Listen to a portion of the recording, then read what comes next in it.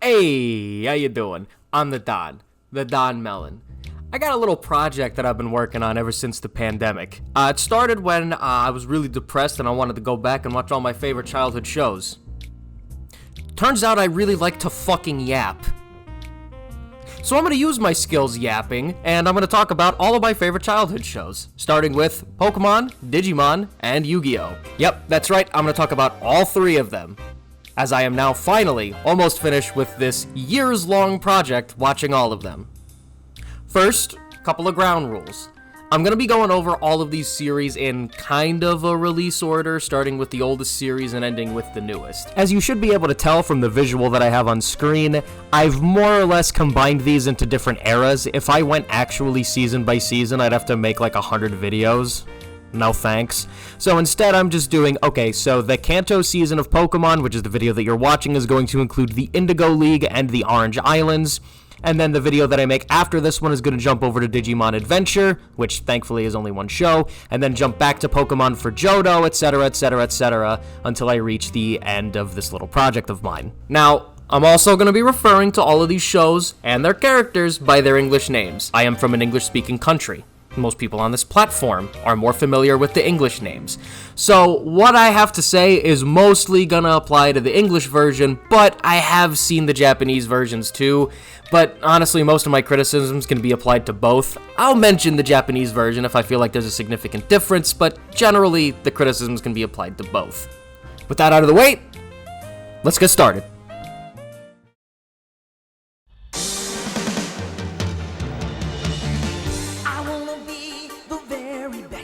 Yes, that's right, probably the most influential show in an entire genre. The entire franchise, and by extension this show's popularity, were basically unheard of for the time. I have a few fond memories while it was still at its cultural peak, and I definitely remember some of those old uncanny commercials. They were something.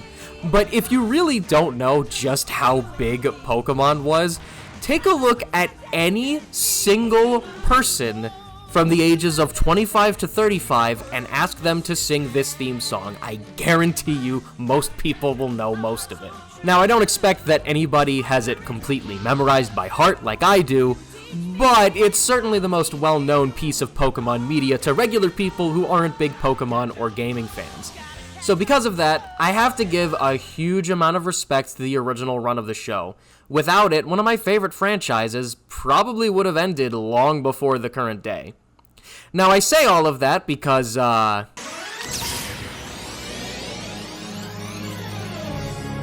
Pidgeotto, gust attack!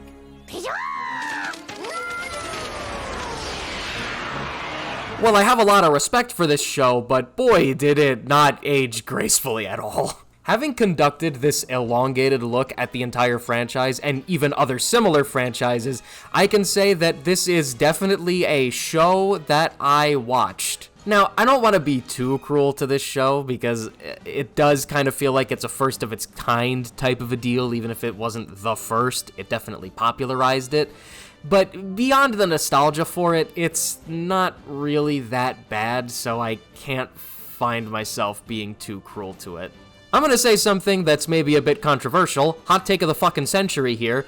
The original run of the Pokemon Indigo League anime is fucking mid, if anything. Even in the context of the era that the show came out in, I can't really think of a reason to go back to this one. It's really weird because there are a lot of people who look back on this show fondly, but don't worry, we'll get there. Eventually.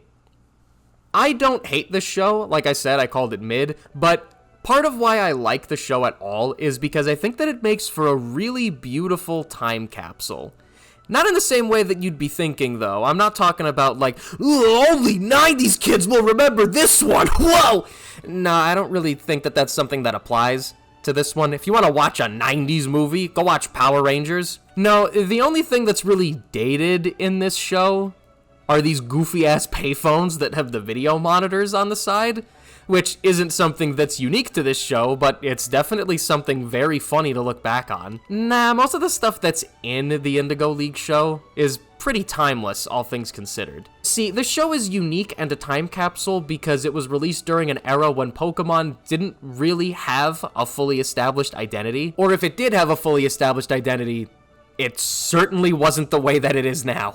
Pokemon has always been at least a little grounded in our reality. Everything has a real-life analog that you can draw some kind of inspiration from.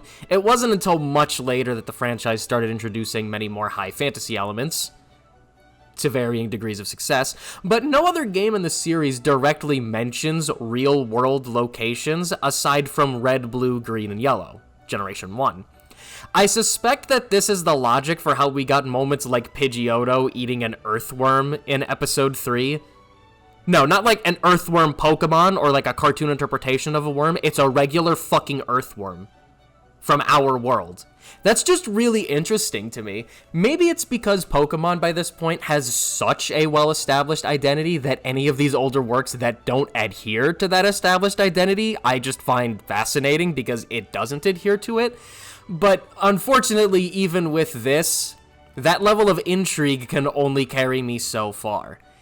See, these time capsule moments are definitely interesting, and I certainly like a lot of them, but they're only as strong as the work itself is well written. I don't really have any issue with anything that's different than an established norm. I mean, Pokemon Coliseum is my favorite game in the franchise, but it still has to be cohesive and well written for it to be good. Different for the sake of different doesn't really mean jack shit. And unfortunately, this first leg of the anime just isn't it for me, dog. I was watching this pretty much side by side as I read the first arcs of Pokemon Adventures for the first time, another early work of Pokemon that does basically whatever the hell it wants, and it's kind of night and day. It still doesn't fit in with how Pokemon is typically written nowadays, but its stories are so interesting and well written that even though it's through a different framework and in the confines of a different medium, it's a completely interesting read from start to finish. I can't really say the same thing for the first leg of the anime. If you haven't watched the show, I can't, convey this in a way that makes sense, but the show's just got a lot of nothing in it. I don't really know how else I can say that. Filler isn't really what I would use. The animated series has always had filler, and it's going to have a lot more filler after this. As a matter of fact, this first leg probably has some of my favorite filler episodes across all of the entire series. No, see, the problem is that these episodes have a lot of what I'm going to call fluff. Almost everybody that I know who's gone back to the first leg of the animated series has that one moment where they realize that they're kind of just waiting for the next 4Kids zinger, or just for something completely fucking insane to happen, like a Ghastly that creates Pokemon fusions to scare the dickens out of people. Even in episodes that are important, there are entire chunks of them where nothing fucking happens, and the script just comes to a standstill. Now, granted, there are moments like that when it can be funny. The Metapod Harden standoff is a particular standout for me and for a lot of people, but then you get, the Erica gym battle, for example. More than half of the runtime of this arc is dedicated to a Team Rocket scheme where they use Ash, who has to cross-dress to be allowed to fight Erica because Ash pissed her off and was banned from the gym, in order to infiltrate the gym so that Team Rocket can steal this fucking perfume, and Ash can get his gym battle. Side note, but now that you're looking at it, Erica's hair color being blue always really pissed me off here, and on top of that, this straight up isn't Erica. She's kinda just a grade A bitch in this episode for no reason. It's really not a good look, and she is nothing like any of her other counterparts. It's to the point where they basically had to retcon her entire character because her character here is nothing like how it should be. So when she showed up in Journeys, she's just completely fucking different. Now, yes, longtime viewers of the anime may know and have probably already stated that Ash cross-dressing is basically a running gag at this point. However, this is by far the worst iteration of it.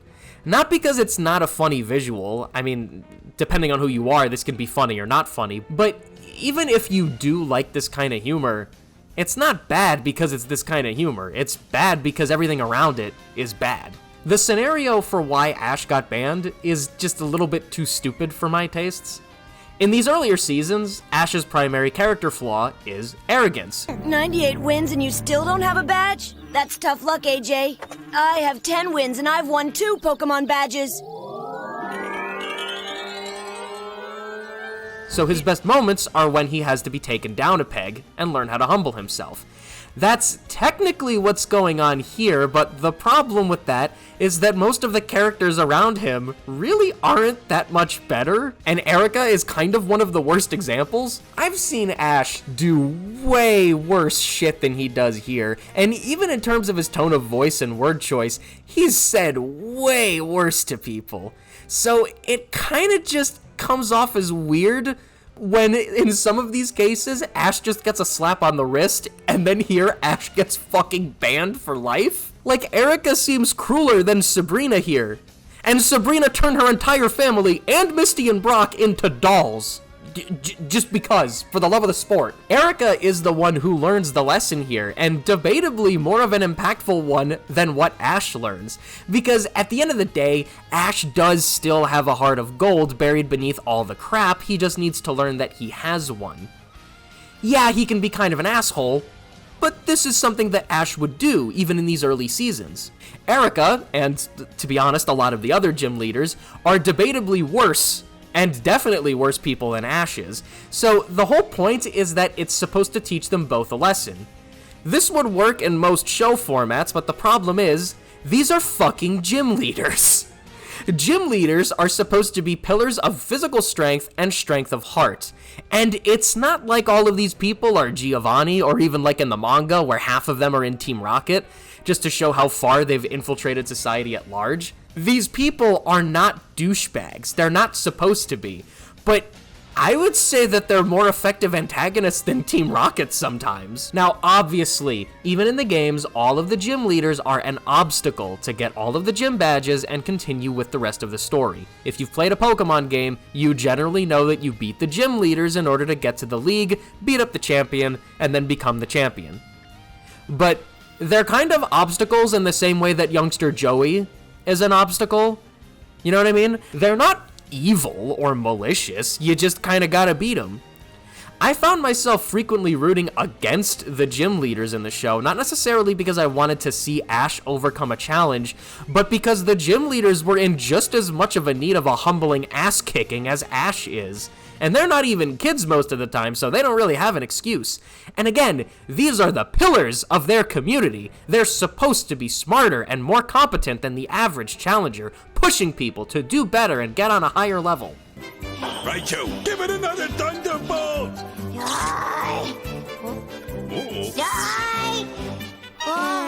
Do something! It's truly the cream of the crop we're dealing with here.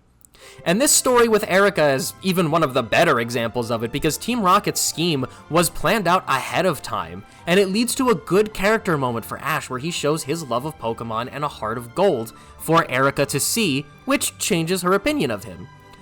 I don't really like that she hands him the badge without having him win the fight, but that's something that isn't unique to Erica. It happens quite a bit in this season. Yeah, Ash, a lot of the time, will get a gym badge because he appealed to the leader, sometimes without even knowing it, and they'll just hand him the badge even if he didn't win the fight. I mean, shit, even when he does, like with Blaine, it was mostly Charizard who wasn't listening to him at the time and just kind of went on a rampage on his own. Or, infamously, against Brock, where he got supremely lucky and was allowed to break the type rules of Pokemon because Onix got wet and could then conduct electricity.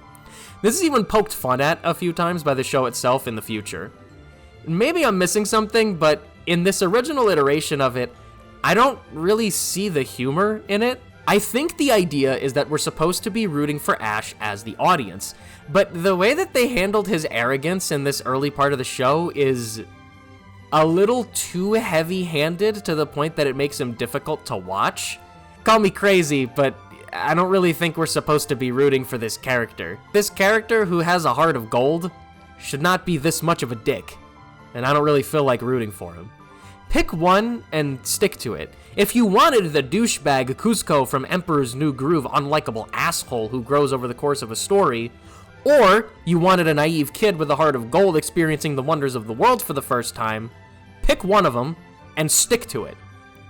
Now, that's not to say that Ash is a bad character. Put down the fucking pitchforks. I like Ash, okay? Okay, I like Ash for now. I just think that the writers didn't really know what direction they wanted to go in with him just yet, because Ash's personality is much, much better defined throughout the rest of the series, culminating in Diamond and Pearl, his best outing. And then his subsequent Flanderization in Black and White through the end of Journeys, which was at least mostly consistent. If it was varying degrees of well-written, we'll get there when we get there, don't you worry. Ash at least has good character moments, and for a protagonist, he can be fun to follow in this show. His surrounding cast, however, leaves a lot to be desired. Minus Brock, I don't really think Brock has any hate.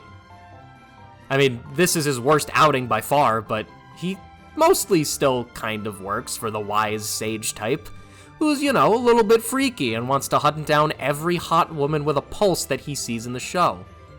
Somehow this is a bit that never got old, and that's a feat in and of itself. It's so simple and stupid, and it's played so frequently, but it's so charming every time. I don't fucking get it, but I'm here for it. One step down the totem pole, and we have Misty. Every kid's first cartoon crush. Not me though. I thought she was really stupid and annoying ever since I was a kid, and time has not made it that much better. Now, a character like Misty is nothing new in media. This trio isn't even something that's specific to Pokemon, but Misty was never one of my favorites, and with time away from the show, as well as better characters later down the line, she's kind of just devolved into a character that I do not like. To be completely clear here, I'm fine with having, you know, the girl character who nags at our main character when they deserve it. Or even just when they don't deserve it, because sometimes the main character is just a fucking idiot. It's not something that's unique to Pokemon. In basically every show that features a dumb shonen protagonist, they'll have this same kind of woman, but the bickering here just never came off as natural to me. There's an art to writing this kind of character, and trust me, Ash deserves it in a lot of places, but something about the way that Misty was written just doesn't click with me here. This character type works at its best when it's a compliment with a goody two-shoes or a wimp. Instead, Ash and Misty just clash because they have a lot of the same personality traits. Blend all this crap in a toilet bowl, throw in some very forced implied shipping for good measure, and you have Misty. Granted, with time, she does get better as their relationship becomes more natural, and you kind of forget that Ash owes Misty a debt, technically, but in these early episodes, the damage is already done, and the constant shipping hints nowadays get on my nerves because they don't have any chemistry. It's a big cliche for the era, so it's period appropriate, but on rewatch, it's so annoying. And don't get me wrong, I'm not thrilled with X and Y shoving Ash X Serena in my face either, but these are at least two personalities that mix well, even if Serena gushing about Ash is super forced there too. Once we get to the Orange Islands and Johto, she is better, but the Indigo League is plagued by this little red gnat, and they're so annoying to the point that you can't ignore it sometimes, even when they're not speaking. It's so stupid. Then one step further down, and you have Team Rocket. Now, hold on a second. I can hear the fucking nuclear warheads inbound. Please let me finish before you break out the pitchforks. Team Rocket undoubtedly are among the most beloved Pokemon characters of all time. I would be a fool to say that I don't like them or that they're terrible. My problem with Team Rocket has nothing to do with Team Rocket.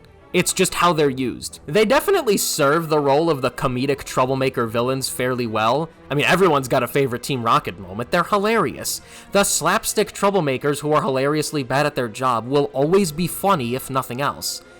I could say that I don't like how much of a departure they are from the regular Team Rocket in the games, but the grunts are kind of written to be the same way in the games as Team Rocket is here, so it kind of fits them well. Now, it can be a bit heavy-handed for comedy's sake, but that is less to do with Team Rocket and more just with the show not knowing if it wants to be a comedy or dramatic or a shonen battle show. No, I don't really have a problem with Team Rocket.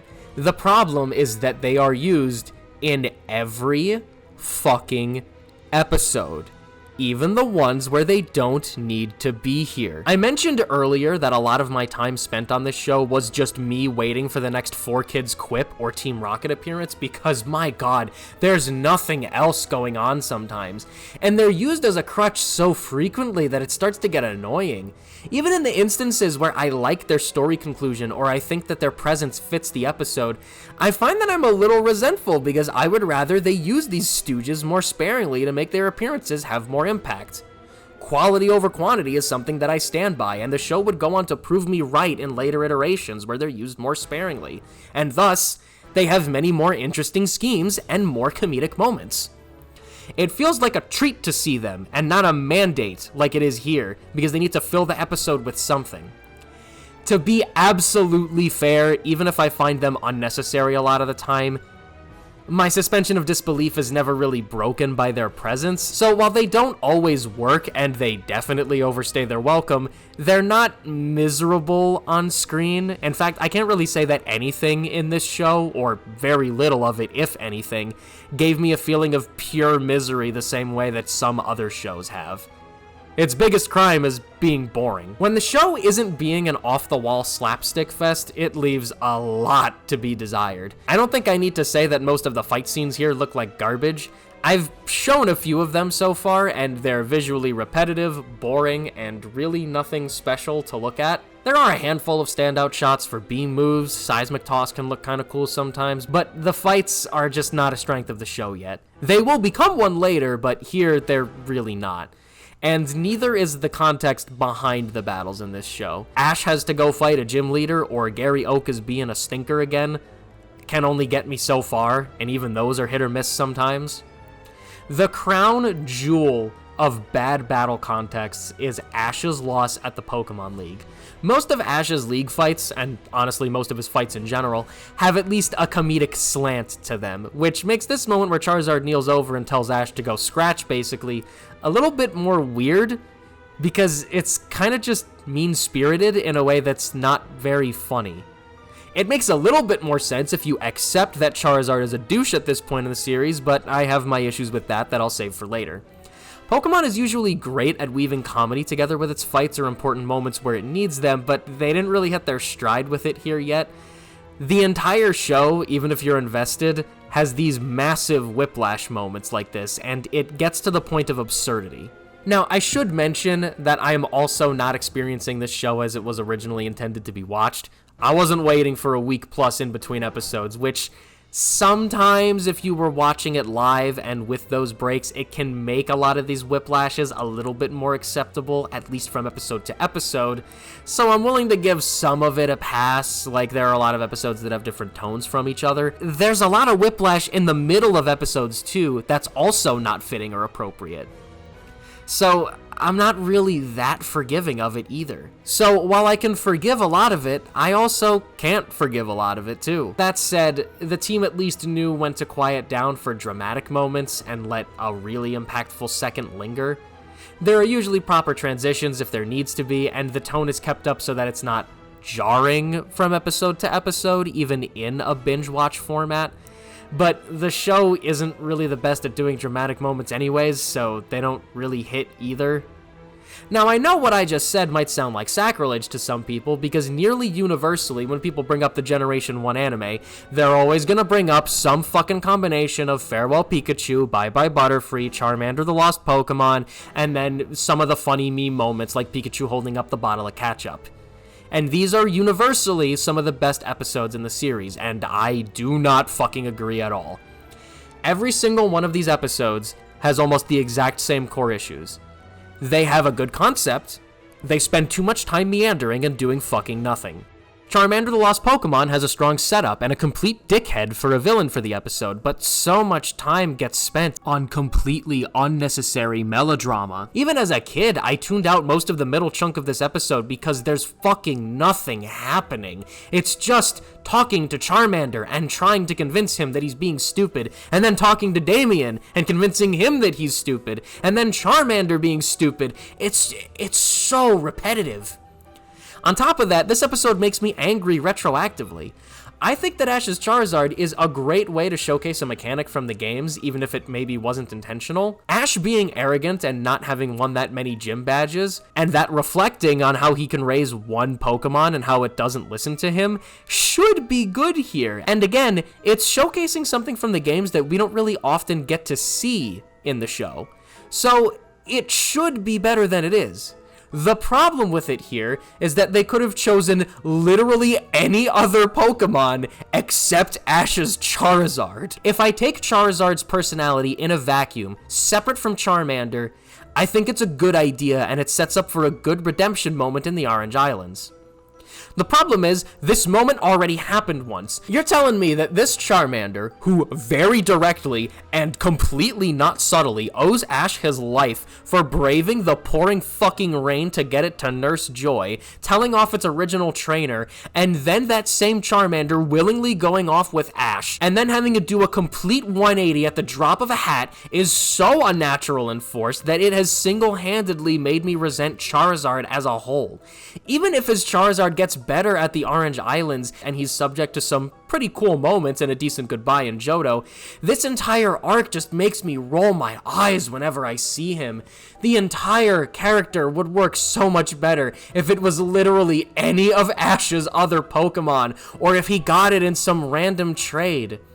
Just something like that. The bottom line, Ash's Charizard has a dumb arc, and it makes Charmander the Lost Pokemon worse if you know where it leads. Sue me. Farewell Pikachu has the most forced melodrama, and it keeps asking the same question so many times that it becomes obvious and it is never unclear that Ash will keep Pikachu.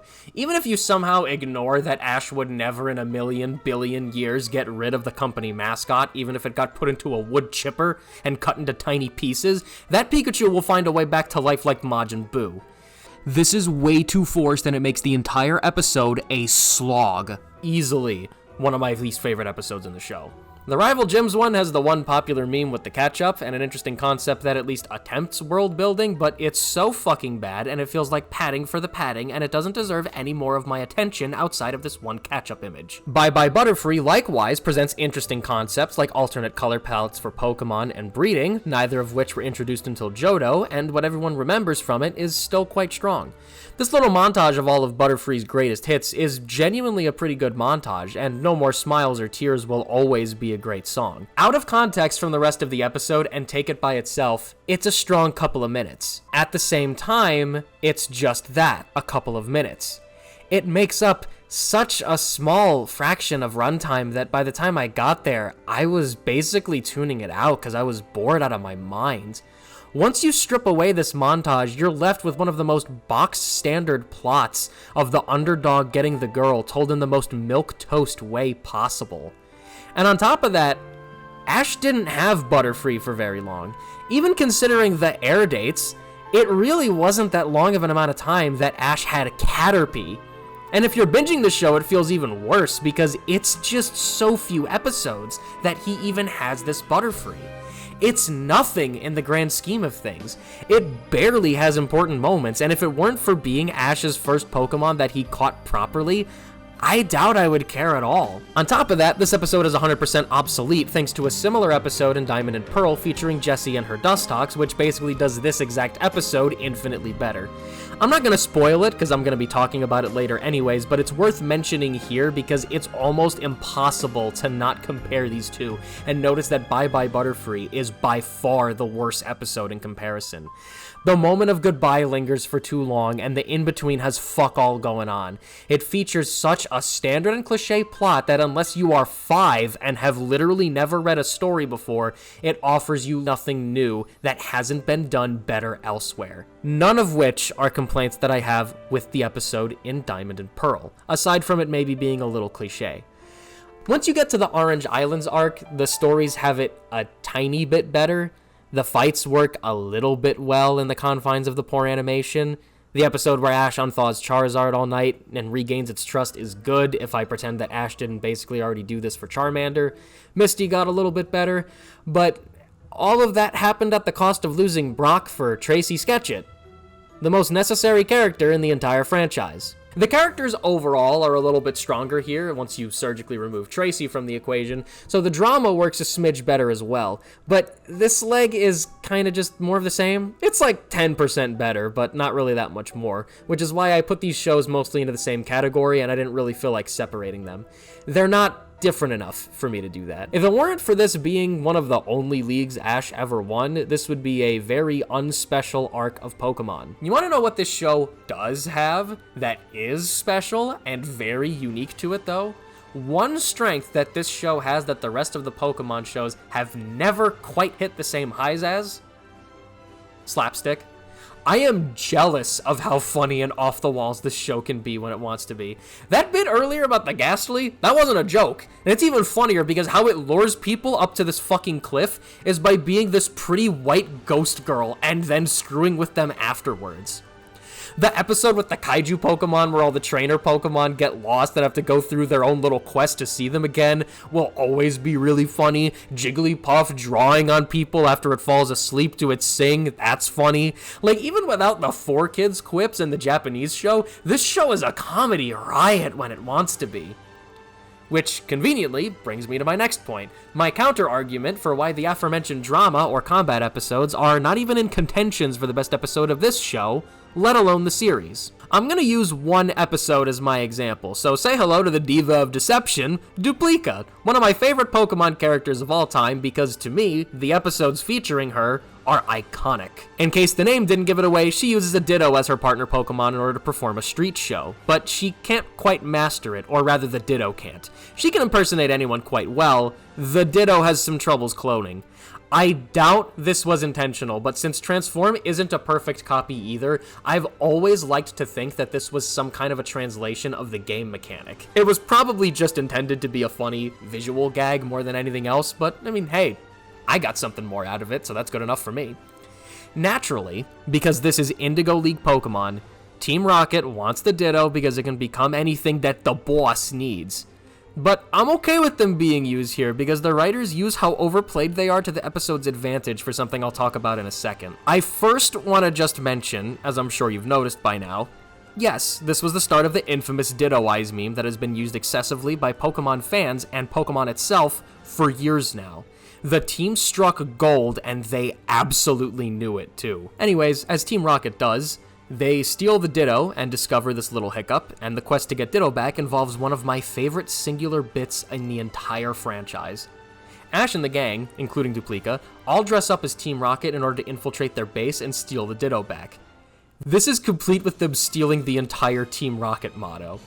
This is amazing. I mean, just look at Brock in the suit alone. It's sweeter than candy. The cherry on top of this is that all of this random hijinks causes Ditto to now be able to create perfect replicas. And Duplica even comes back later and they continue the bit in an episode that's not quite as strong, but it's kind of cool that this one-off filler character got some level of continuity. To recap, it takes a crutch of the show and flips that part of the script on its head. It has an interesting concept. It introduces not only a really good one-off character, but it's the origin of possibly the longest-running and most recognizable meme in the franchise. It's a complete barrel of laughs from start to finish, and it's just fun. It's not deep or complex, but I mean, come on, you're allowed to just laugh sometimes. Funny is funny. Who's on First isn't deep or complex either, but that's probably one of the greatest comedy routines of all time. As a show, I just wish that it played to its strengths more. It just feels like the creators wanted to make a screwball comedy, and instead of making it, they were saddled with having to relegate it to filler because it was mandatory to have some epic fight scenes and needless fucking melodrama. That said, nothing in the show was ever awful. It was kind of nice to take a stroll down memory lane here, and I know from experience that the show mostly only gets better, minus a brief stint in Gen 5 where it got worse. So I can't in good conscience recommend this show to anyone who isn't around our age or has some kind of nostalgia for it, but I can't exactly say it's worth it to just avoid it. I mean, it's interesting enough, and it has some genuinely good shit in it that's worth seeing at least once. Me personally, though, it's too much of a mixed bag for me to justify giving it anything higher than a 5 out of 10.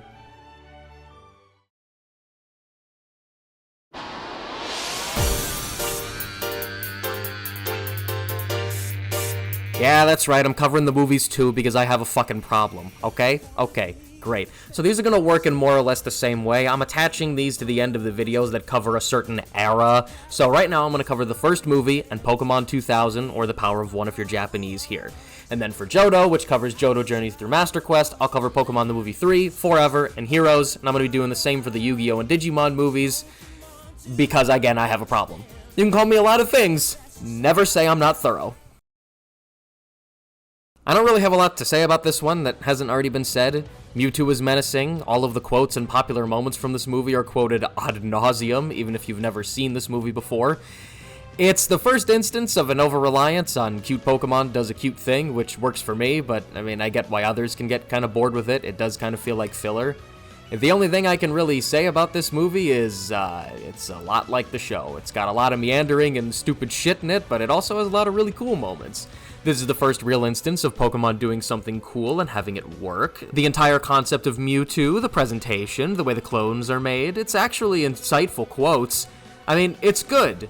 The only thing that's still off are the fight scenes, but I mean, it's cool to see Donphan years before it was officially released. It's just, God, this movie really takes a while for the plot to get going, and it really feels like Ash doesn't need to be here. Later on, we learned that this was essentially correct. According to several cut scenes, we were gonna get a much more in-depth sob backstory from Mewtwo, and it feels like a completely different fucking movie. To the point that I don't really think that Ash needed to be involved in the original cut of the movie, which is probably why they cut most of that out. Now, I don't know, I kinda just wish this movie was about Mewtwo and just about Mewtwo, especially considering they were gonna fucking kill Ash in this movie. Yeah, that's right, they were gonna fucking kill Ash right here and use somebody else. Call me crazy if you want to, but that would have been such a stupid way to end this character's arc, and it was way too early. Ash had way more to give at this point in the series, so thank God they didn't go through with it. That said, the original vision for the movie does sound very different, and I'm curious where they were going with it. Aside from these curiosities and some one-liners that have withstood the test of time, this is kinda just an extended episode of the TV series, and not a very impressive one. If you like the series, faults and all, you'll probably really like this. Me? I expected more after returning to this movie after so many years. 5 out of 10, just like the show. Let me talk about Pokemon 2000 now. Okay, so now we get to one of the main reasons why I wanted to talk about the movies. The other primary reason is that not enough people have seen the Digimon movies, and I'm going to talk about that later. This, right here, is a very formative work of art for me. You see, this is the first film I ever watched in a theater, or at least the first film I remember watching in a theater. I was pushing maybe 3 years old, and I remember it so fondly. I have the promo Mew card somewhere in my attic, and I held onto this promotional coin they handed out. So I need you to understand, okay? I fucking love this movie. Without this movie, I would never like schlocky adventure serials as much as I do. And this is essentially where my love for the entire Pokemon franchise began, because shortly after, I would play my second ever video game. My first video game was Star Fox 64, and right afterwards, I got a brand spankin' new Game Boy Color and a copy of Pokemon Gold, both of which I still own. Now, it's pretty ironic that I got Gold because Lugia is my favorite legendary Pokemon by a country mile, and one of my favorite Pokemon of all time. Like I've alluded to already, this is a quintessential adventure serial, and it's a pretty good one, all things considered. Just like with the first movie, we start with the origin of the villain, something basically every Pokemon movie from this era did, because these are who these movies are about. And then they also feature Ash and the gang, who we already know. It's standard, but it works here because the Collector is one of the most deliciously detestable douchebags in the entire franchise. His stupid flying machine is so over the top, and I like how it looks like an alien piece of tech because of the primitive CG. It's one of the few times where this early-ass CG actually aged reasonably well. And then there's his voice. Oh my God, his voice is so comically evil. Any one of them would be a priceless addition to my collection. But together, they are the 3 keys that unlock the ultimate treasure. And he's got a pretty good OC design for this point in the series. And then the real prize is this fucking shot of Lugia. So you get your standard opening sequence and some backstory, yada yada yada. This is probably the only section of the movie that I would call weak, but it's brisk enough to not really be that much of a bother, especially if it's your first go-round. Not to mention, you get this absolutely gorgeous song playing throughout most of it. Following the introduction to the legend that we'll be following, Ash goes into little kid mode, which is one of very few times in the series where Ash is properly endearing. He's completely ready to go on this adventure, even knowing it's fake, because, I mean, what kid wouldn't want to go on an adventure like this? I used to act out shit like this with my friends, so getting to do it for real, That's just so charming. And back in the day, it was just cool, because it was like, oh yeah, cool adventure. Like, come on, you can't hate this. It works as a motivator for Ash, but then as the story unfolds, the real legend unfolds too, and then Ash becomes a real chosen one. Now, from this point forward, it's your standard MacGuffin quest, but I mean, it's still a reasonably effective MacGuffin quest. You just have to know how to use your time effectively, and this one certainly does, because it uses its time for great character moments. Ash's gang don't really have stellar moments until the action finale. They just are kind of here. I mean, they serve their roles effectively enough, but Ash definitely gets a chance to shine. We see his unwavering courage even in the face of his own doubts after the arrogant facade fails. Team Rocket gets their first real mask-off moment, another staple of the series from this point forward, where they get to be the good guys for a change. And it's a really good moment for them. Actually, speaking of a good moment for them, they're also used rather sparingly here. It's kind of refreshing that they're not in every fucking second of this movie. Technically, they're not in every second of the first movie either, but they're just not effective there. So don't worry about that one. But the real best moment in the series is right here. Right after Ash and the gang get captured with Zapdos and are all aboard the Collector's ship, their back and forth exchange here, with the Collector being a hammy asshole and the other characters being the other characters, is so fun and charming. He's the only character that has arrogance that competes with and even surpasses Ash. And it makes for a really good moment when it turns to hubris once Lugia shows up. And once Lugia shows up, it's ready to fucking 3v1 the Kanto birds. And it holds its own for a while before needing the MacGuffin power boost in the Shonen Adventure serial. Realistically, I should hate how cliche this is, but this fucking song sequence where you get to summon Lugia, making for the best moment with the one-off character melody, and just the song being so fucking good, probably one of my favorite tracks in all of Pokemon on its own, and it's just so uplifting that I feel like you can't hate it whether you're age 5 or 55. Like, come on, you can't not get giddy at this. It's just so good. This final fight also gets me pretty amped too. Lugia fighting off these prison rings from the Collector and then using fucking Arrow Blast like a wild animal, which fucking ruined me. This shot is so important to me. Because you see, this is the shot where I was suckered into Pokemon for the rest of my life. And then right at the very end, you get that cheeky little ending. The Collector looking at that Mew card, which was the same promo card that you just got, a cool little piece of tie-in for promotional material. And then the Team Rocket gang having their little fourth wall breaking bit at the end. It's a really nice ending. Now, I hope I'm not overselling this movie. It's far from a masterpiece. It's just a pretty fun adventure serial that does exactly what it sets out to do pretty effectively. It's got great characters and writing, actual good bits of animation at points, including good CG and fight choreography for a change, which is impressive for this point in the series. Kind of. It's got one of the best villains in the franchise and a simple but effective plot that I think can hold your interest from start to finish. That at least awards it a 7 out of 10 in my book, but I can't in good faith put it any higher. It's really not pushing the series in any way other than inventing Lugia, which is important, but that's more so for the franchise, not really for the movie. It's still a basic adventure serial, so it's really nothing special, but I mean, it's just good. I don't need for everything to be a masterpiece. Sometimes fun is fun. 7 out of 10. I stand by this movie. Watch it with your friends, and especially if you like watching movies drunk, do that. You won't regret it. And that was part 1. If you liked it, do the YouTube stuff and tell me that you liked it. If you didn't like it, keep it to yourself. Nah, I'm just kidding. If you want to yell at me, do it in the comments or yell at me on Twitter. The links are going to be in the descriptions. I'm also going to have links to my Instagram, where I do amateur cosplay stuff, and to my Twitch, because I stream over there. And with that self-promotion out of the way, next time we're going to cover Digimon Adventure. And if you're not interested in that and you only want Pokemon, the Johto video will be out probably shortly after that. Yu-Gi-Oh! Didn't really start for a while, so it's going to be a little bit before I even started any of those videos. And, yeah, that's it. Tip your waitresses, try to veal. Bye-bye.